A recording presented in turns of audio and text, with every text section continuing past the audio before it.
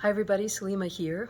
You know, your emails and messages that are coming through are so inspiring. One of the things that you've been saying is, how do I learn how to meditate? What's the best way to step into this practice so that I can have these tools for myself as I go through this process of being where we are in history right now?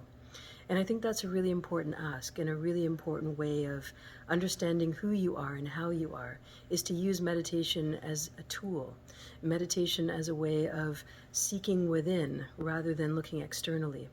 So what I did was put together a really serious and also online program so that you can do all of this self-study at home.